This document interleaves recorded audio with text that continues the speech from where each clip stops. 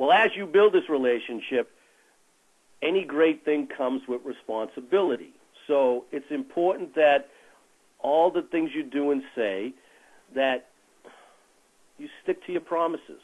And this is not brain surgery. And if you take away anything from today, this to me is the most important thing. Do what you say you're going to do. If you tell somebody you're going to be there for an event, well, if it's a blizzard, whatever it takes, you got to get there. Your credibility in who you are is reliant on the promises that you keep. Because every time you break a promise or do not come through on what you say you're going to do, you chip off a little piece of the relationship. And it erodes the relationship. And sometimes it's repairable, but why do you want to take that risk? So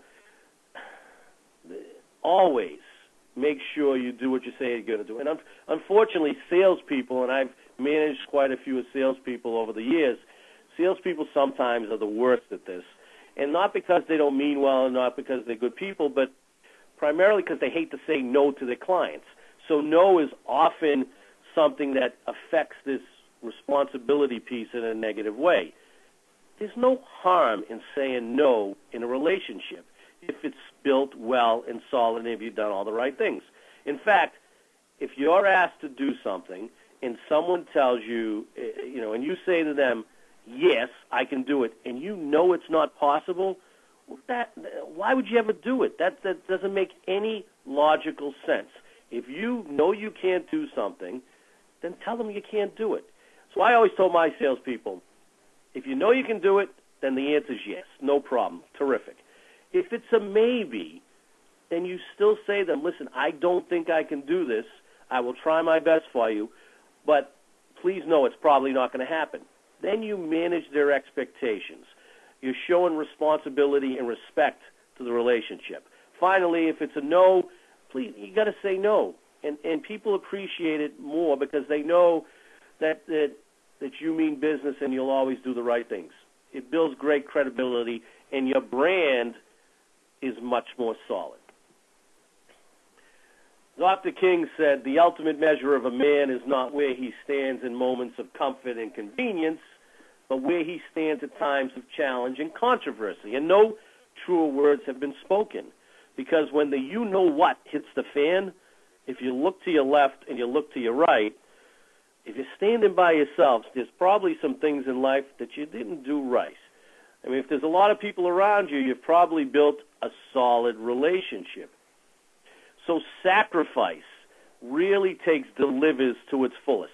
If you deliver on a relationship, you're solid, you're good. But anybody who delivers and adds the S, man, that's somebody who's never going to lose that relationship. Because think about it.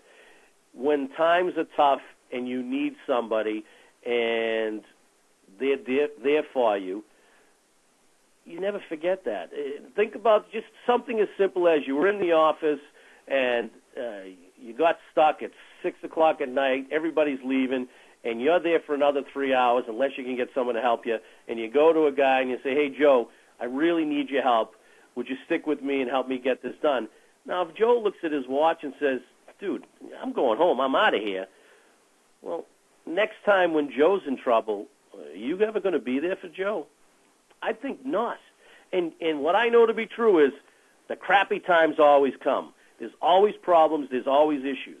So I'm not telling you to do it just because you want people to help you later down the line. I'm just saying when you do, when you're there in tough times, people will stick with you for a much longer time. It builds a stronger and virtually unbreakable relationship. So delivers is a piece in a section of winning the customer. It's not anything earth-shattering, as you can see. I'm not a PhD. I'm a regular guy who's just built some solid relationships over his life, and actually squandered a bunch too. And I don't want to kick myself anymore for squandering anymore. So it's not anything earth-shattering, but it's a discipline. And what I try to do every time I'm building a relationship is to incorporate a letter within it.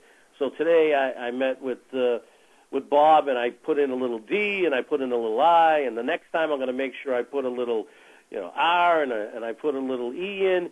So if you're paying attention and making sure that you add delivers into your daily routine, you will absolutely build stronger relationships.